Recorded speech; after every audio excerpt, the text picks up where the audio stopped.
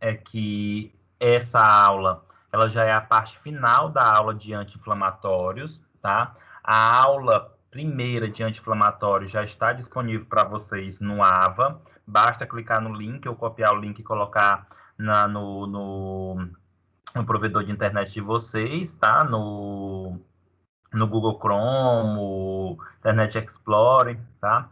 E entrar pelo link. E, de modo geral, turma, também quero lembrar vocês que nós temos já a nossa primeira atividade, já está disponível também no AVA, basta entrar no AVA para realizar a atividade. Na verdade, a atividade ela não precisa ser feita no AVA, tá? Vocês vão enviar essa atividade para o meu e-mail, já está disponível todas as informações também, ok? E aí, vamos finalizar o nosso conteúdo de anti-inflamatórios. Como eu comentei para vocês na aula anterior, anti-inflamatórios são fármacos, como o próprio nome está dizendo, utilizado para combater a inflamação.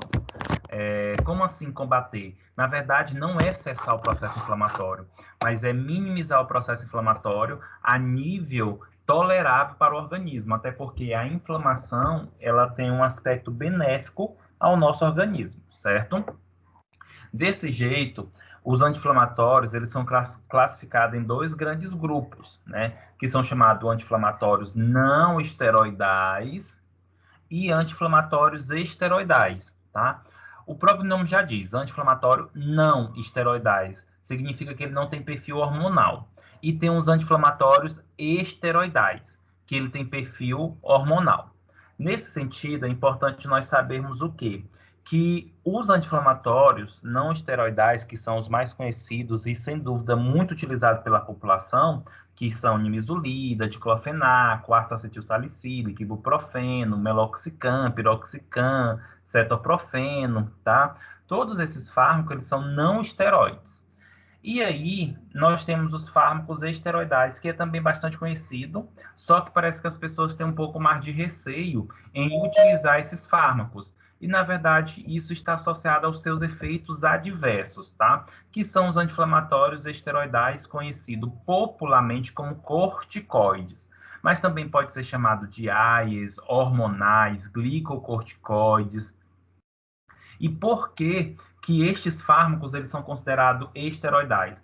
Porque quimicamente esses fármacos eles se assemelham à estrutura de uma substância produzida pelo nosso organismo, que é o cortisol.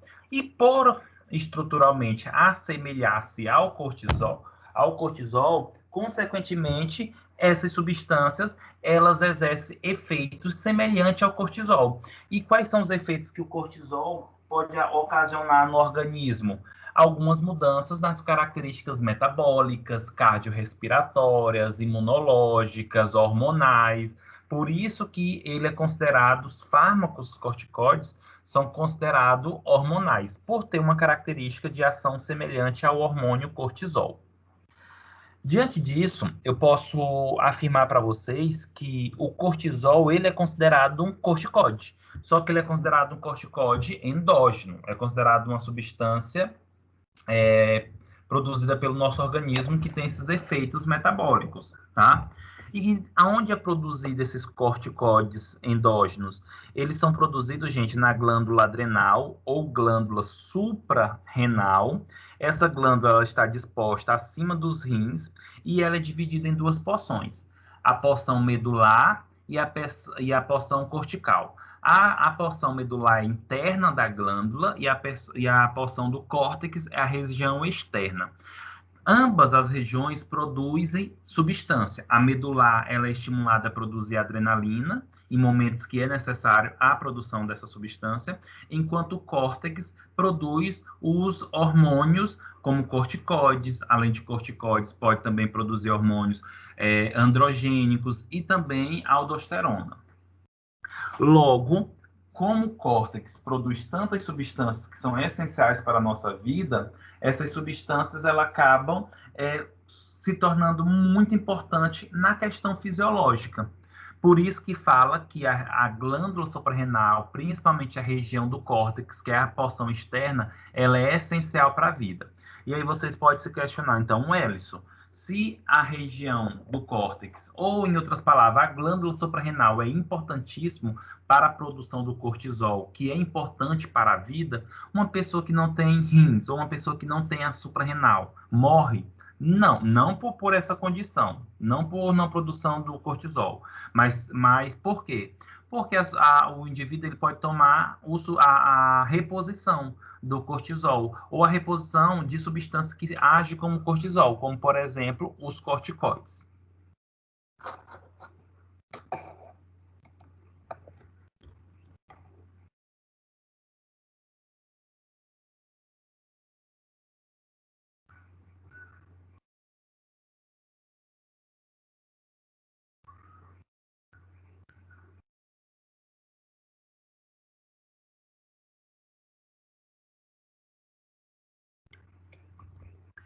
E aí, turma, aqui é só uma imagem esquemática, né, representando isso que eu comentei para vocês, né, a glândula suprarrenal, que ela fica disposta acima dos rins, e a glândula suprarrenal ela é dividida em duas porções, como mostra aí a porção externa, que é chamada de córtex, e a porção interna ou central, que é chamada que é a região medular. A região medular, ela produz adrenalina, que é uma substância estimulada a partir do sistema nervoso autônomo simpático e tem várias funções no organismo, né? Como luta, fuga, aumento dos batimentos cardíacos e outros processos. A região cortical, né, que é a região do córtex, é a região externa, vai produzir, quando estimulada, pode produzir aldosterona, que é um hormônio responsável aí pela homeostase do organismo, está associado a modificação de fluidos e íons no nosso organismo. Os glicocorticoides, que são, por exemplo, o cortisol, e as substâncias androgênicas, né, como testosterona, por exemplo, como estrogênios e outras substâncias que podem estar associadas às características androgênicas.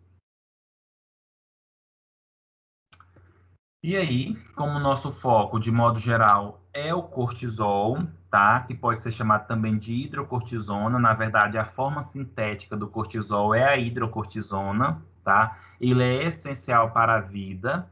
Consequentemente, o cortisol ele regula ou sustenta as funções cardiovasculares, metabólicas, imunológicas e homeostásicas. Ou seja, turma, os glicocorticoides, seja eles natural, ou seja, produzido endogenicamente, ou seja, ele sintético, ou seja, os fármacos corticoides, né, que são as substâncias exógenas, independente de qual seja, eles conseguem mudar muita coisa no nosso organismo, como as funções cardiovasculares, metabólicas, imunológicas e homeostásicas. Por isso que quando se pensa em usar corticoide, as pessoas logo se assustam, né? As pessoas logo ficam com receio. Ah, eu vou engordar, eu vou ficar com retenção de líquido. Ah, eu posso ter osteoporose. E eu posso ter aumento da pressão arterial. E pode, turma. Tudo isso que eu falei com vocês está associado ao uso dos corticoides, tá? A questão é que todo esse processo ele vai acontecer ou depender mais do uso prolongado dos corticoides, tá? Quanto mais se utiliza os corticoides, maior a probabilidade desses efeitos adversos, tá?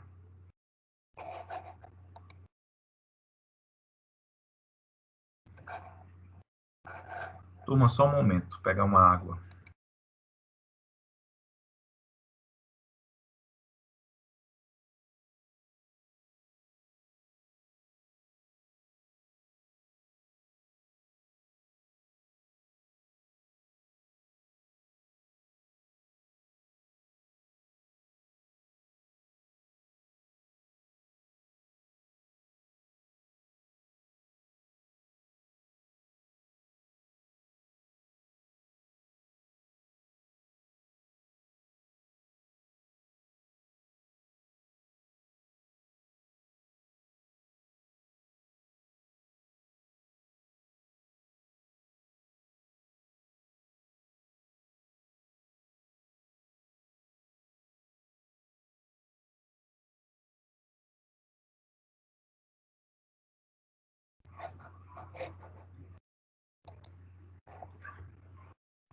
Então, turma, ação anti-inflamatória dos glicocorticoides, né? Então, os corticoides, eles têm a capacidade de modificar o processo inflamatório.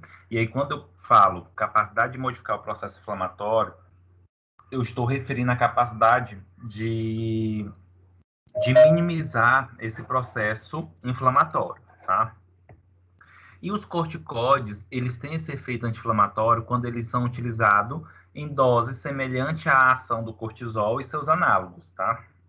Então, cortisol é o hormônio produzido pelo nosso corpo que tem o efeito de ser um corticoide e age como um corticoide. Então, todos os fármacos que são corticoides, como dexametasona, betametasona, triancinolona, prednisona, prednisolona, todos esses fármacos que eu falei aqui para vocês, eles agem como o cortisol agiria e, consequentemente, de acordo com sua concentração.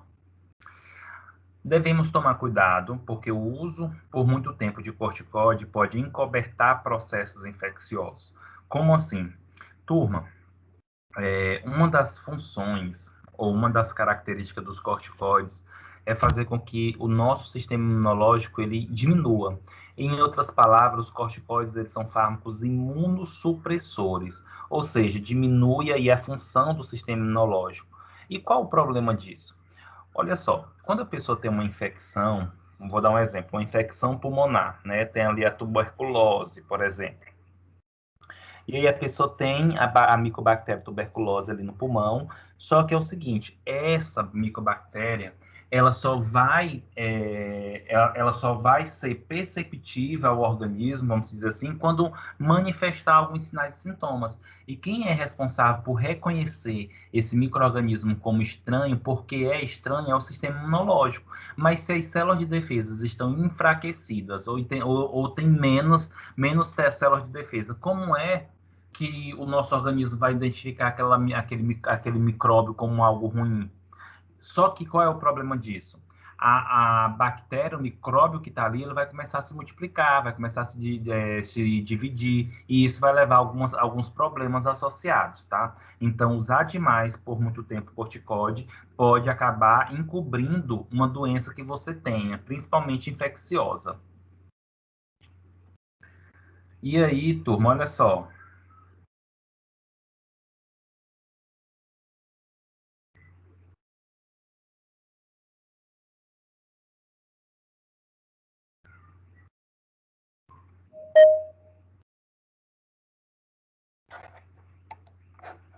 Olha só, turma, importante essa informação.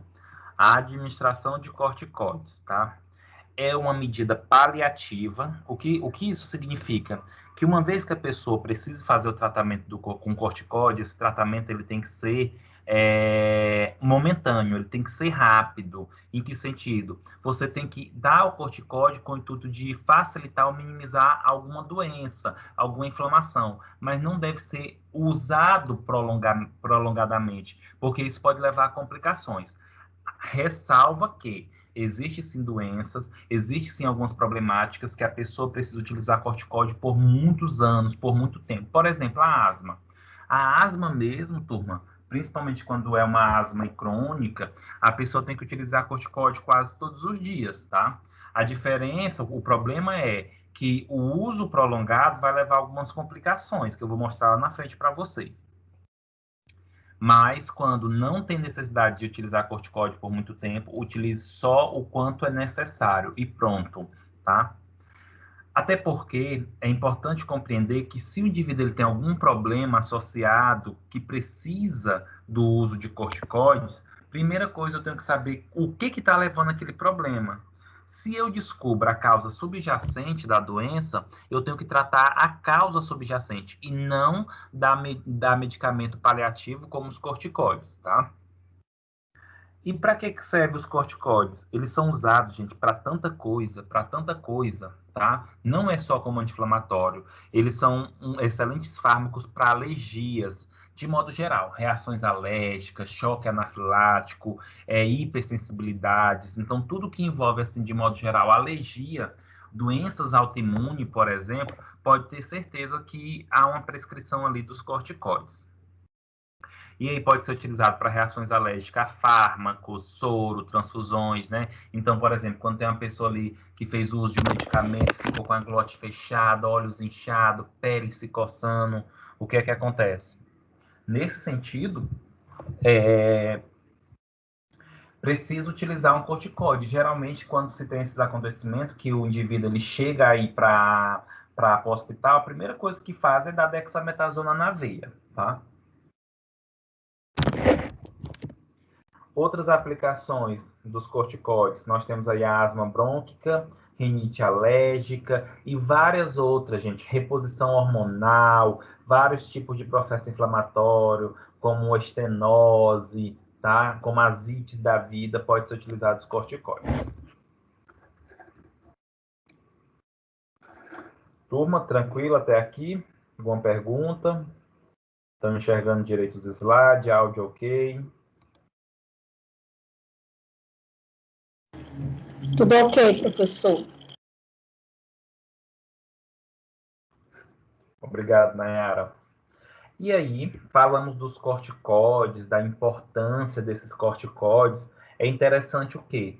Compreender como é que esse medicamento ele age, né? E, em outras palavras, isso aí é chamado de mecanismo de ação. Desde a aula passada, eu demonstro para vocês essa cascata aí. Isso que vocês estão vendo, esse conjunto de setas, de compostos, isso daí, gente, é chamado a cascata do ácido araquidônico, tá? E o que tem a ver essa cascata? Olha só, o ácido araquidônico é um composto, gente, que ele pode ser convertido em vários outros elementos. Ele pode ser convertido em vários outros substratos, pode ser convertido em várias outras substâncias. E o que isso aqui tem de importância?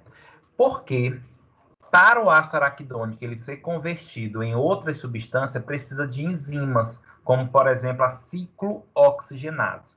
A ciclooxigenase, que é essa enzima em azul do lado direito da tela, ela transforma o ácido araquidônico nessas PGG. Essas PGG, gente, ou PGH, são chamados de prostaglandinas, tá? E o que tem a ver tudo isso, professor, com a inflamação? A prostaglandina, turma, é uma substância, ou são substâncias que são responsáveis pela gênese, pela manutenção do processo inflamatório. Então, se o indivíduo está com a inflamação, o interessante é que não tem essa prostaglandina, porque uma vez que diminui a ação dessa prostaglandina, também vai diminuir a característica da inflamação. E como é que os corticoides, diante desse contexto, como é que os corticoides eles agem? Turma, o ácido araquidônico ele é um composto oriundo de uma conversão do fosfolipídio em ácido araquidônico. E quem faz essa conversão do fosfolipídio com ácido araquidônico é a enzima chamada fosfolipase A2. Fosfolipase A2. Então, se tem fosfolipase A2, vai converter o fosfolipídio em ácido araquidônico. Ácido araquidônico vai ser convertido em prostaglandina pela ciclooxigenase e vai ter os processos inflamatórios. Nesse sentido, os corticoides, gente, ele estimula a produção de uma enzima chamada lipocortina. Essa enzima lipocortina acaba inibindo a enzima fosfolipase A2. Não tendo a enzima fosfolipase A2, consequentemente, não vai ter produção de ácido araquidônico. Não tendo ácido araquidônico, não vai ter produção de prostaglandina. Não tendo a produção de prostaglandina, o processo inflamatório regride. Professor. Oi, Bárbara. Quanto tempo dura o efeito do corticoide no organismo? Bárbara, a gente vai ver isso, se eu não me engano, no próximo slide ou daqui 2 slides. Isso tem a ver com a potência e eficácia, tá? Então, por exemplo, eu tenho um corticoide que dura até 12 horas. Eu tenho um corticoide que dura mais de 36 horas, tá? Então, isso vai depender do corticoide. Deixa eu até mostrar para você a tabela, para você. Eu acho que olha aqui, nesse slide mesmo. Então, por exemplo, os mais usados, né, pela população é a prednisona, a prednisolona, então tem aí uma ação de 12 a 36 horas. E, sem dúvida, desses todos aqui, o que mais dura, né, que é muito utilizado é a dexametasona. Olha só, mais de 48 horas. O Elisso, isso significa que eu só tomo uma vez, por exemplo, essa de 48 horas, então eu só vou tomar um comprimido a cada 2 dias? Não.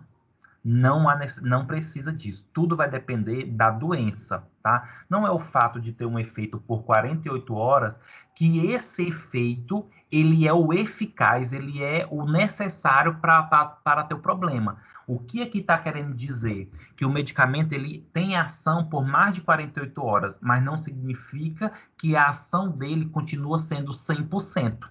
Por isso que às vezes a gente tem que dar uma tomada de novo. Então, geralmente o tratamento com corticóide é um comprimido por dia, tá? No máximo 12. Isso vai depender da condição do paciente. Para ficar um pouco mais claro o que eu falei, é mais ou menos assim: é você ter um controle remoto, e aí você sabe que aquela pilha do controle remoto vai durar meses. Só que quando for chegando próximo dos finalmente, né, para a pilha não funcionar mais, vai acontecer o quê? Vai ter maior dificuldade, você vai apertar mais vezes no botão, porque o sinal já não está tão bom, por causa que não tem energia oriundo da pilha, da bateria. E aí o que é que você tem que fazer? Antes mesmo da pilha ou bateria terminar, para não te incomodar, tu tem que trocar a pilha. É mais ou menos essa analogia bem grosseira que eu estou fazendo, tá? Professor, esse dexametasona que tem uns efeitos nas partes íntimas da mulher, não é? Isso mesmo, leva uma coceira. Na verdade, é nas regiões íntimas, né? Tanto nas regiões geniturinária e também na região anal. É muito comum homens, também quando é administrada a dexametasona, isso acontece é, pela administração injetável, tá? E aí, quando é administrado, principalmente quando é muito rápido, e às vezes, dependendo da situação, tem que ser rápida, isso aumenta o fluxo sanguíneo, porque a região anal, como a região vaginal, são altamente vascularizadas. E aí, como aumenta o fluxo sanguíneo, libera histamina. E a histamina leva a essa característica de coceira, né? Sim. Eu não sei se o senhor já falou que... eu não escutei se ele falou. Tá. Por quanto tempo a gente pode tomar corticoide, a medicação? Tudo vai depender, Bárbara, da doença, vai depender do problema, da condição. Agora, o que eu posso afirmar para vocês? Uma pessoa que utiliza, por exemplo, a medicação por mais de 6 meses, vai ter muitas complicações, se não tiver um acompanhamento nutricional, hormonal, tá? Agora sim, isso também vai depender de organismo para organismo. Exemplo, eu conheço pessoas que tomam uma semana, vou dizer assim, uma semana corticóide já fica totalmente inchada, com edema, aumenta o peso, uma semana. Já tem pessoas que, para isso acontecer, tomam 1 mês, 2 meses. Então, essa característica também vai depender da pessoa, de indivíduo para indivíduo. Até porque eu não posso dizer, tem que ser tanto tempo. Isso vai depender da doença. Exemplo, uma pessoa que é asmática. Uma pessoa que é asmática, ela vai praticamente usar o corticóide enquanto ela viver com asma. Então, vamos dizer que ela desenvolve a asma com 7 anos e a asma some, desaparece, regride com 18. Vai ter que utilizar de 5 anos até 18 anos o corticóide, senão vai ter crises. Professor, Oi. Ótimo, obrigado, professor. caso era isso que eu ia perguntar agora, porque eu desenvolvi a asma com 5 anos. Eu uso a bombinha, é o puro corticoide. Eu acho que se eu não me engano, é o salmeterol da bombinha. Uhum. Aí eu tenho que tomar. Quando, tipo, eu tô muito inchada, me sentindo a retenção de líquido tá muito, eu tiro ela, né? Mas aí vem as crises. Isso. Deixa eu... Quer falar mais alguma coisa? Não, professor. Tá. Essa dúvida, a questão de estar no corpo, porque o senhor falou que, tipo, pessoas que, no caso, têm 7 anos, aí vem de novo, automaticamente com 18, aí tem que ficar tomando. Eu parei por um tempo, depois eu tive que voltar de novo para o tratamento, porque ela veio muito mais forte, as crises. Perfeito, vamos lá, deixa eu tentar te explicar. Isso aí, se tudo der certo, talvez eu dê uma aula de farmacologia do sistema respiratório para vocês, mas só para te esclarecer. O que é que acontece, Andréa? A asma, ela é uma doença obstrutiva e inflamatória crônica. Ou seja, quando eu falo que a asma ela é uma doença inflamatória obstrutiva crônica, eu estou dizendo que ela é inflamatória.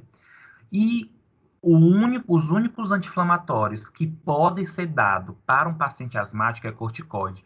paciente asmático deve evitar o uso de nimesulida, ácido acetilsalicílico, piroxicam, meloxicam, porque esses fármacos anti-inflamatórios que eu falei agora, eles têm tendência de agravar a asma, por causa de um aspecto complicado, entendeu? Porque ajuda a produzir uma substância irritativa para o pulmão. Mas aí, voltando para o foco.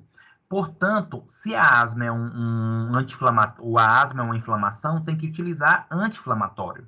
E o anti-inflamatório que tem que utilizar é o corticóide.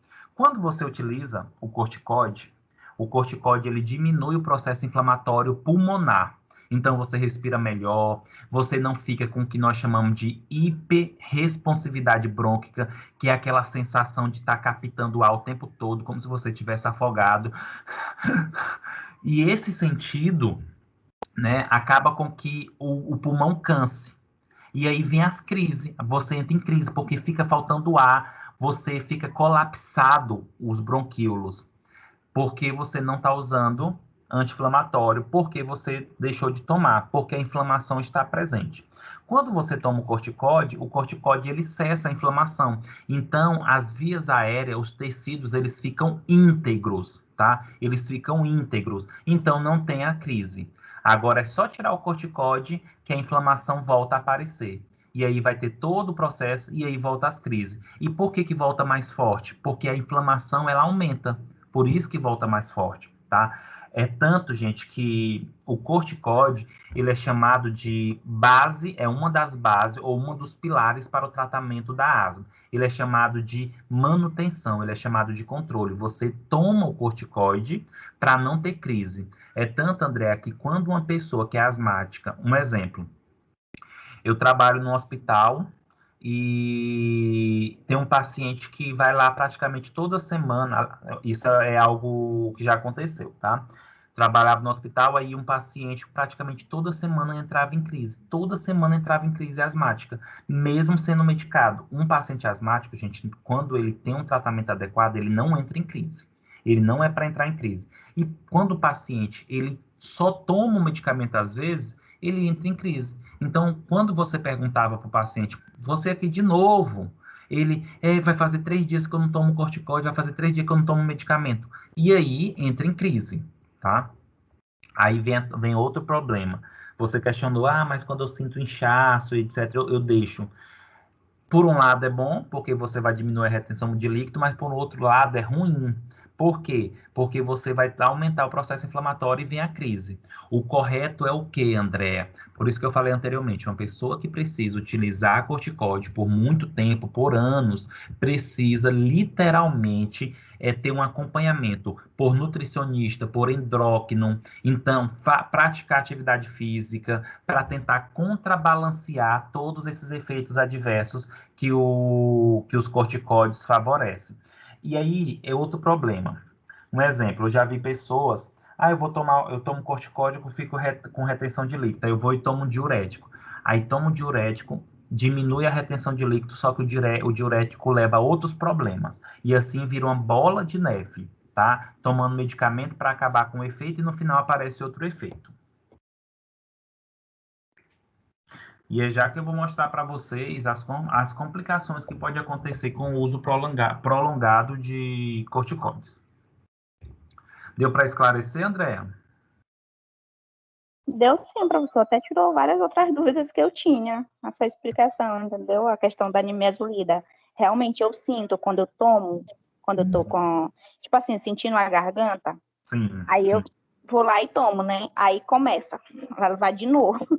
Acho que é como você falou, a inflamação, entendeu? Aí começa a ter as crises. Só que eu tenho o acompanhamento.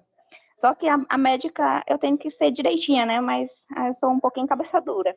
Aí ela sempre me diz, André, a gente tem que seguir certinho, porque a última crise que deu, Sim. que eu tive que ficar afastada, foi muito forte mesmo, e ela teve que me tirar de tudo, o laudo, tudo para mim ficar, para poder ver se eu voltava. Aí foi por causa disso, eu fiquei muito tempo sem a medicação. Eu não queria mais tomar devido à gravidez também. Aí eu tomava tanto para mim e para a criança, porque eles falavam que não, tipo assim, não tinha uma respiração boa para me passar para a criança. Aí eu tomava para ficar bem melhor, para o bebê respirar, né? Que eles falavam. Oxigenação, a A oxigenação. oxigenação do bebê, exato, porque eu não tinha o suficiente. Aí eu já estava me sentindo assim, meu Deus, será que eu nunca vou deixar dessa medicação?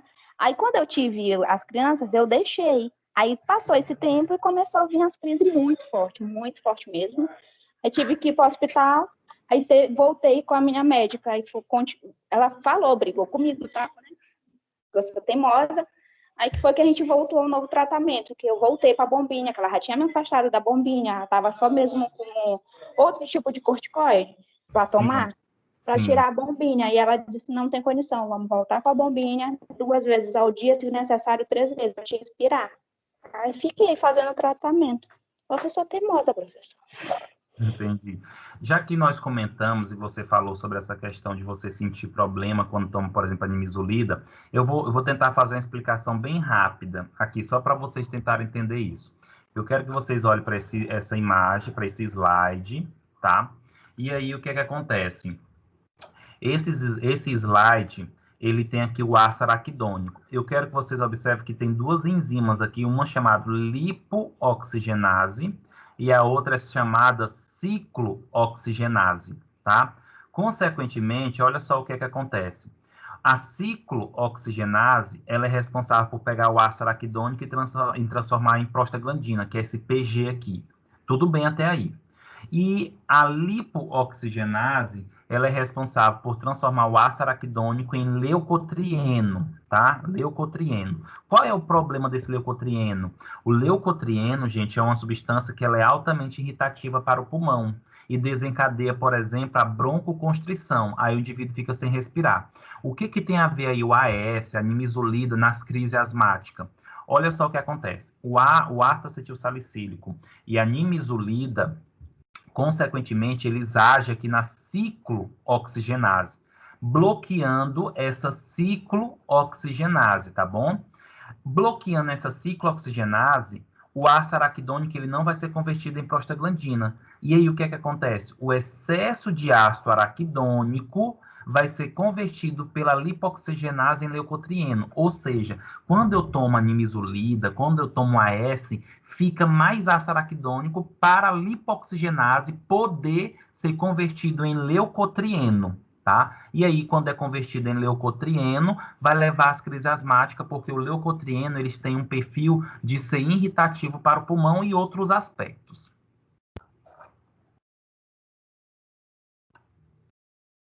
Só um momento, turma.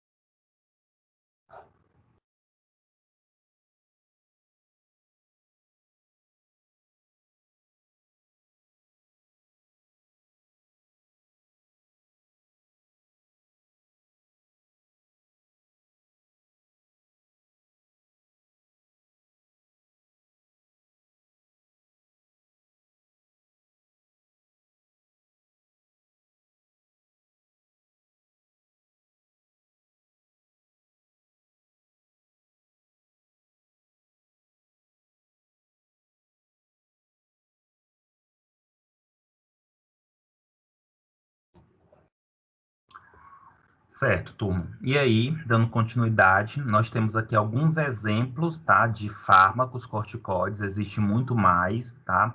Mas os principais são esses. De modo geral, os corticoides, eles são classificados, né, de acordo com o efeito e potência, tá? Então, primeiro, o que seria o efeito? Em questão de tempo, quanto tempo é que dura a ação do corticoides? E aí ele é classificado, né, em ação curta, intermediária e ação prolongada. Isso vai depender do quê? Das horas. Então, de ação curta, age até 12 horas, de ação intermediária de 12 a 36 horas e de ação prolongada mais de 48 horas. E isso aqui não significa que você precisa tomar um medicamento a cada 2 dias, 1 dia. Isso vai depender também da característica da doença, tá? E potência. A potência significa em relação ao que tem um efeito maior, não é melhor, mas aquele que tem um efeito mais potente, tá?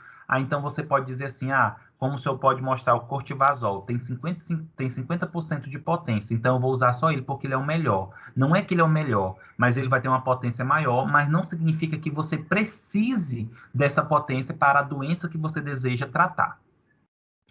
O de ação curta, que na verdade praticamente quase não se utilizam eles, tá? É o cortisol e hidrocortisona, tá? Desculpa, gente, cortisona e hidrocortisona. Lembrando que a hidrocortisona é o próprio cortisol, só que a hidrocortisona é o sintético, mas é o cortisol, tá? Nós temos aí o de ação intermediária, que é a prednisona, prednisolona, metilprednisolona e triancinolona, tá? E aí, de modo geral, esses daqui, acredito eu que vocês já ouviram falar muito sobre esses fármacos. Nós temos aí a prednisona, prednisolona, tá? Que é o famoso Predizin. Nós temos aqui a triancinolona, não sei se vocês já ouviram falar dela, mas a triancinolona, gente, é muito encontrado nessas pomadas para afta, para inflamação de gengiva. Inclusive, tem um cremezinho, um gel, que é uma bisnaga, que é chamado de oncinolon, tá? Que é a triancinolona, que é o corticoide tópico. E nós temos aí a parametasona, dexametasona, betametasona e o cotivazol, sendo que desses aí os mais utilizados são a dexametasona e a betametasona, tá? Sendo que, sem dúvida, a dexametasona com a betametasona, ela tem, principalmente a dexametasona, tem injetável, tem pomada, tem creme, tem comprimido, tem cápsula, tá? Então, tem várias formas farmacêuticas.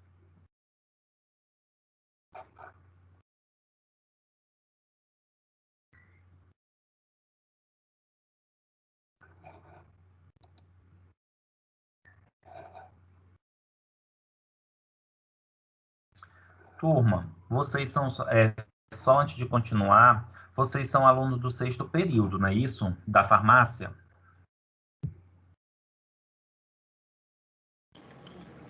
Sim, professor. O líder ou a líder está aqui na turma? Vocês sabem o nome do líder ou da líder? É a Ângela e o João, professores. Não, professor. Tá.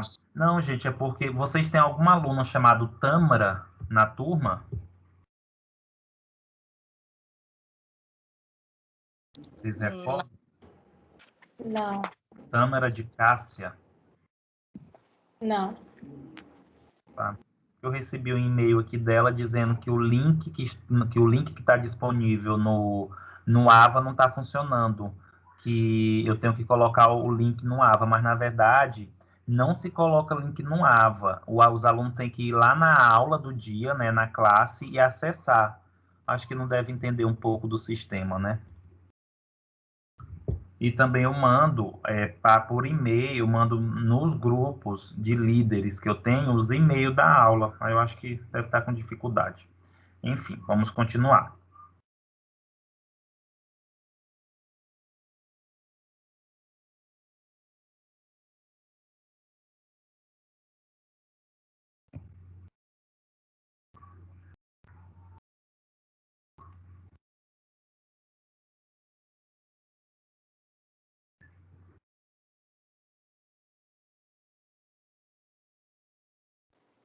O João, que é o vice-líder professor, até botou o link no grupo.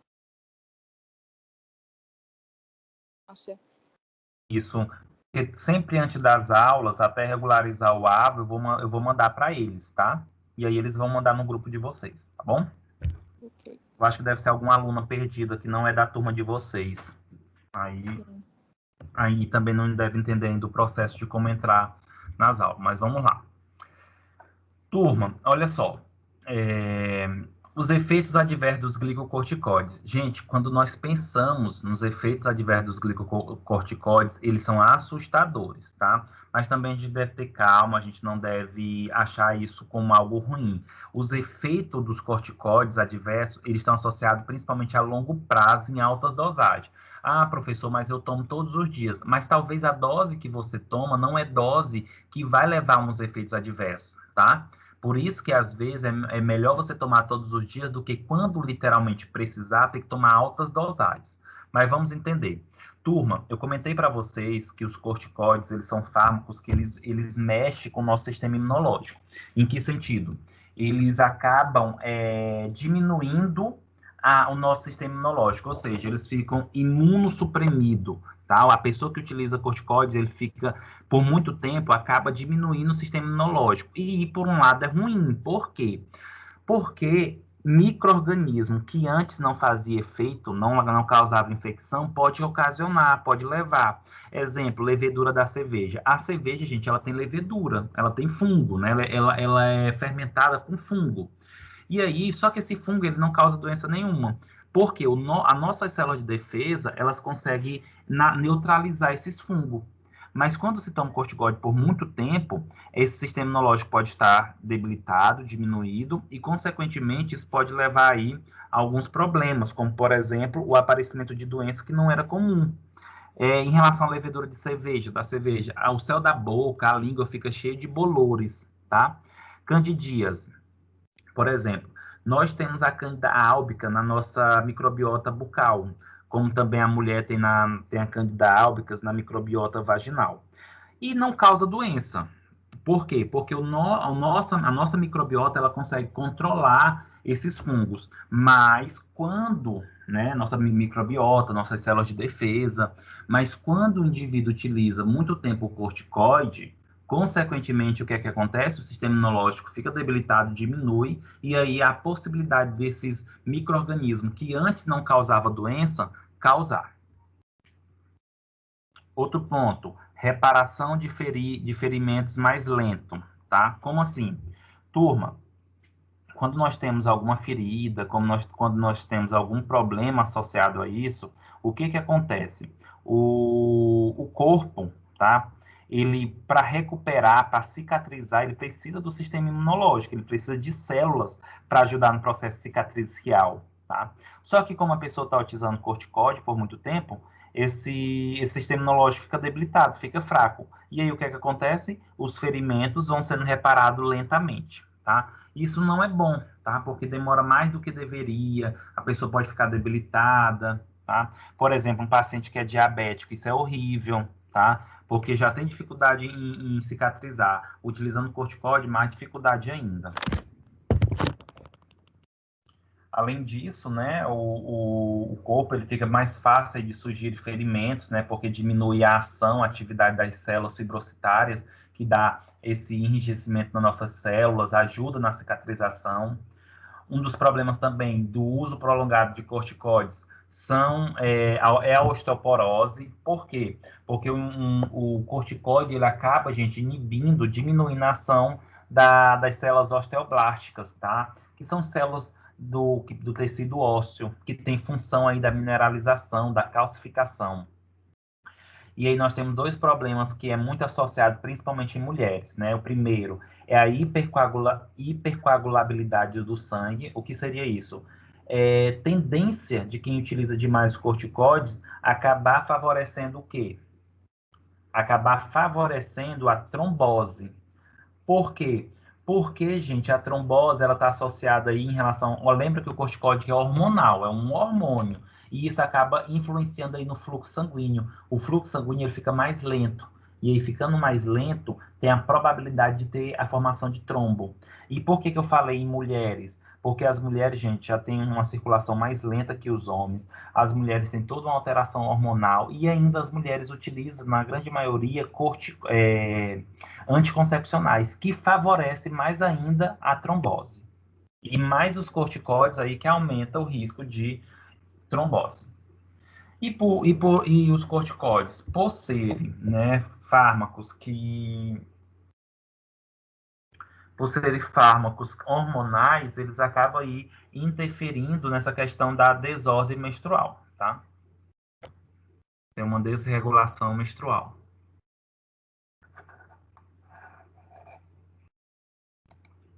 O professor, Oi, André. Pode dizer. a questão, no caso, quando é doença autoimune, certo? Sim, A sim. minha prima, ela tem lúpus, ela Certo. toma. Só que agora o médico passou a pulsoterapia, devido a ela não conseguir respirar, Desculpa, né? cortou. Ele passou o quê? A pulsoterapia, que é no hospital, interna, faz aquela coisa, porque é toda controlada. A medicação é como se fosse uma quimo, só que é de corticoide. Sim. E ela tá perdendo o cabelo, interfere também. E Andréia, na verdade, os corticoides eles fazem aumentar a produção de cabelo. Então, tem gente que utiliza muito corticoide e acaba tendo insurtismo. A questão é, eu acho que o motivo da perda do cabelo não é o corticoide. Nessa terapia, deve ter outros medicamentos. Entendeu? É Eu acho porque que. ela toma vários. Aí ele fala, assim, eu até cheguei a ver uma das guias dela, só que eu não lembro o tipo de medicação e não vem dizendo tanto. Que ela passa muito mal mesmo depois que ela sai de fazer, de tomar a medicação, ela ainda fica internada, que é para eles ficarem observando ela. E ela passa muito mal. Aí agora ela tá perdendo muito cabelo mesmo. É como se ela estivesse fazendo uma quimio, tá dessa forma. Uhum, sim, sim. Na verdade, eu acredito, né, que tem outras substâncias além do corticoide. Se eu não me engano, o corticoide mais comum para fazer a pulsoterapia é a metilprednisolona, entendeu? A questão é que a quantidade de miligrama que é administrada, tá, é bem pesado, tá? E pode demorar, por exemplo, 2 horas, 4 horas administrando corticoide, tá? Durante 3 dias seguidos, É esse tempo que 3 ela dias, leva recebendo essa tá? medicação. Agora, eu não sei, assim, eu não vou te afirmar, porque até onde eu sei, os corticoides não é para levar a queda de cabelo. Na verdade, ele tem tendência de favorecer o crescimento, tá? Agora, eu acho que deve estar outras medicações associadas. Que aí essas medicações sim pode levar a queda de cabelo. Pode ser porque ela toma muita medicação, muita medicação. Para tudo tem uma medicação. Toda a parte do corpo dela é uma medicação. Uhum. Tudo. Né, pode ser, ou então pode ser, por exemplo, como posso dizer, um efeito já também do lúpus, tá?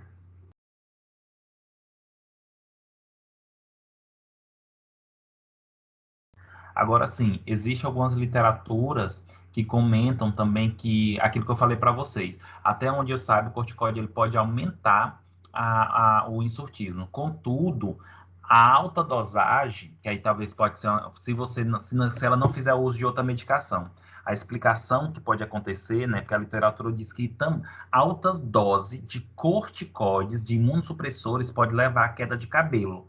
Aí tem que verificar se ela está em dose tóxica ou se não é dose tóxica.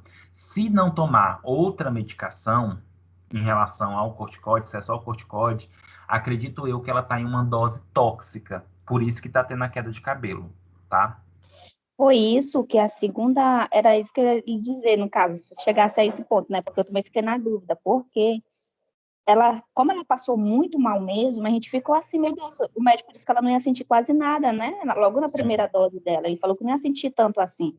Ela podia sentir essas coisas que ela sentiu, talvez já no final, Sim. porque ele passou 6 doses para ela. Aí ficamos sem entender. Aí o que a gente fez? Pediu uma segunda opinião de outro médico, no caso, né? De Uhum. outro reumatologista, né? Eu Sim, acho. sim. É. Aí a médica, quando olhou os laudos lá que vem tudinho, ela disse que ela estava numa dosagem muito alta porque o organismo dela, no caso, suportaria, no Suportaria. caso, estava tóxica para ela. Porque Hum, na primeira dosagem, o cabelo dela já foi caindo, professor. Assim, então, já dava a pena da gente olhar ela, porque ela metia a mão no cabelo e vinha aquele estufo. Aí a Certo. gente não sabia nem o que fazer, porque a gente tem que dar força para ela. E ela começou mesmo a declinar, assim. A gente pensou que Uhum. ela não fosse nem suportar. Aí ela falou que estava muito forte e entrou em contato com o médico dela, entendeu? Ela disse Mudaram a que assim, dosagem? aí mudaram. Ela ainda voltou a sentir, mas o cabelo dela ainda continua caindo. A médica disse que é porque devido à primeira dose dela foi muito forte. Muito Então bem. ainda tem reação no corpo dela. Com certeza, com certeza. Então tá aí a explicação, é o que passou na minha cabeça, tá? Em altas dosagens, se tornou tóxica por altas dosagens. E assim, o cabelo vai se restabelecer, vai, mas o que aconteceu na primeira dose, nas primeiras sessões, não se muda mais. Então, e você sabe, o crescimento de cabelo é extremamente complexo. Vou dar um exemplo para você. Por que que eu fiquei nessa dúvida? Eu não sei se você já ouviu falar de uma loção chamada diprozônio, é diprizone, que é budesonida. O diprizone é uma soluçãozinha capilar que é utilizada quando a pessoa tem queda de cabelo, quando ela tem alopécia por ansiedade, por nervosismo, por problemas de ansiedade, essas coisas, né? Aí pega a loçãozinha, passa nos dedos e passa no couro cabeludo. Ele ajuda a crescer e ele é um corticoide, tá? Mas a dosagem é mínima, vai diminuir o processo inflamatório no couro cabeludo, assim vai restaurar o crescimento capilar. Só que em altas dosagens pode ser que acaba diminuindo demais o sistema imunológico e isso acaba afetando o bulbo capilar por ser tóxica e aí leva à queda de cabelo. Então, se a segunda médica relatou isso, então é a justificativa maior, é a dosagem tóxica. Tá bom, professor. Obrigada, viu? De nada. E aí, turma, dando continuidade, né, em relação a esse nosso conteúdo de anti-inflamatórios esteroidais, nós temos aqui, né, que os anti-inflamatórios esteroidais, eles podem ter um efeito adverso mais sério quando é utilizado por mais de 6 meses, lembrando que isso está muito associado às dosagens também. Então, o que pode acontecer?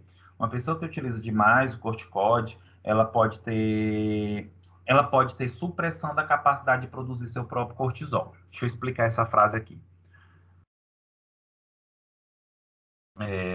O nosso corpo, ele produz o cortisol lá pela suprarrenal. Lembra que eu falei para vocês que os corticoides, né, sintéticos, os medicamentos corticoides, eles têm uma estrutura semelhante ao cortisol. Quando o indivíduo ele começa a tomar o cortisol, quando o indivíduo começa a tomar o corticoide, o corpo ele começa a perceber que não precisa mais do cortisol, então ele acaba inibindo a ação da glândula adrenal, ele acaba inibindo a ação da glândula suprarrenal, tá? E aí não produz mais o cortisol. Só que aí tem um problema muito grande. E quando a pessoa deixar de tomar o corticoide? E se não tiver o cortisol, vai ter muitos problemas, tá? Por isso que quando o paciente ele vai tomar o corticóide por um tempo maior, prolongado, quando ele tem que deixar de tomar, não precisa mais tomar o corticóide, o que é que tem que ser feito? Desmame. Tem que diminuir a dosagem gradativamente para que o corpo perceba que tem pouco cortisol e ele volte a produzir o seu próprio cortisol, tá? Muito importante essa informação do desmame. A osteoporose pode ser uma característica de efeitos adversos a longo prazo. Lembra que eu comentei para vocês que o corticoide ele acaba impedindo aí a ação dos osteoblastos, tá? E por isso pode levar a osteoporose, perda da massa muscular e fraqueza, tá? E isso, gente, em grandes dosagens, até porque, por exemplo, tem uma associação decadron e decabolin. O decadron, gente, é dexametasona, é o corticoide, ele ajuda a aumentar a massa muscular. Então, isso daqui vai depender da dosagem, tá? Catarata no olho, consequentemente glaucoma e obesidade. Até porque porque os corticoides eles modificam o nosso metabolismo.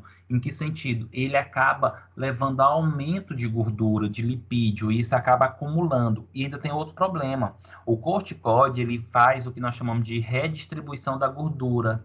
Então, acaba acumulando mais gordura no abdômen e no dorso, na parte de trás. E isso é ruim. Lembra, gente, que quanto maior a nossa circunferência, maior risco de problemas cardiocirculatórios. Só um momento, turma, pegar uma água.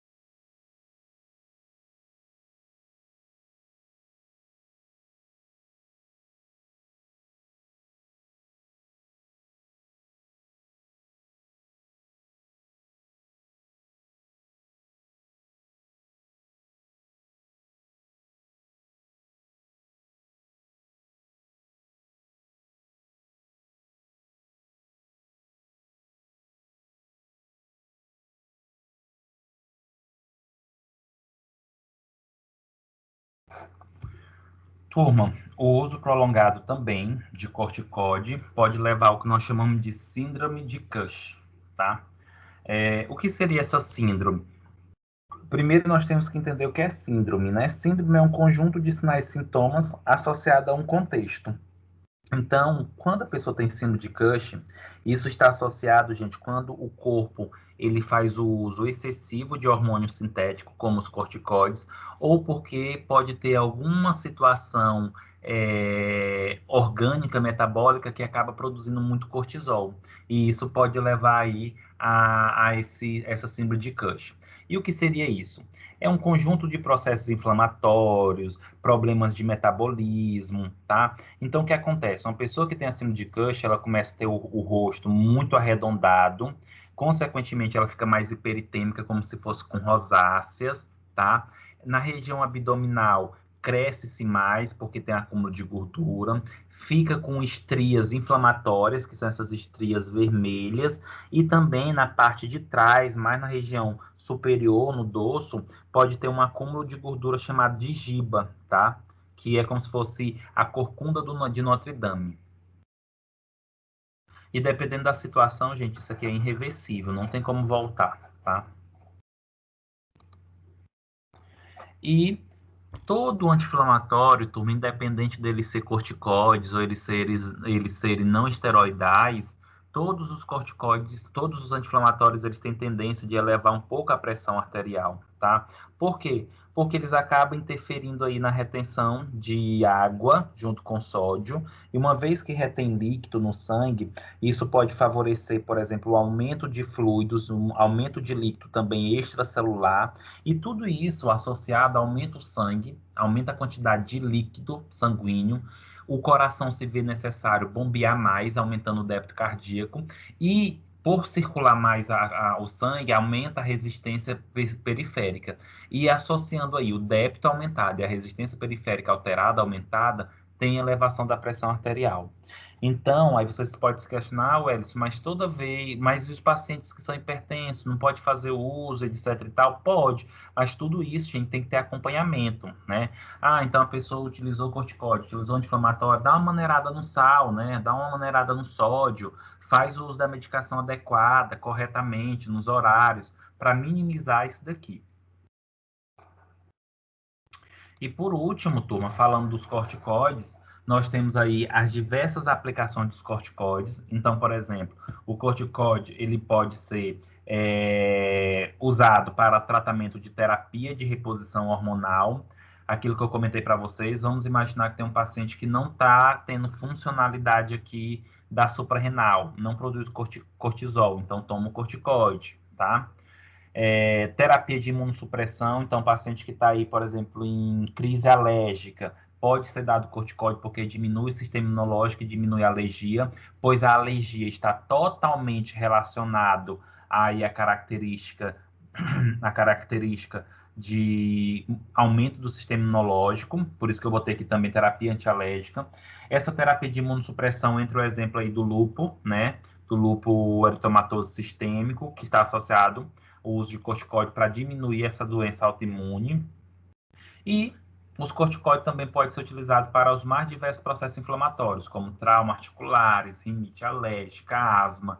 esclerose múltipla, fibrose cística, doença inflamatória intestinal, anemia hemolítica, edema cerebral, choque séptico, controle da êmese, coadjuvante no tratamento do câncer, estenose esofágica e várias outras aplicações. Gente, os corticoides, literalmente, hoje são considerados fármacos, assim, brilhantes, porque vai observando várias aplicações, vai surgindo doença, vai tendo estudo da substância com outras doenças e vai aumentando o seu leque de aplicação. Não é à toa que um dos fármacos utilizados aí para o tratamento da COVID é o próprio dexametasona, né, o corticoide. Por quê? Porque acaba prevenindo aí a inflamação múltipla sistêmica, tá? Que é uma das situações que pode ser ocasionado pelo vírus, né, pelo SARS-CoV-2. Ok, turma? Alguma pergunta sobre corticoide, sobre anti-inflamatório, de modo geral? Algum comentário?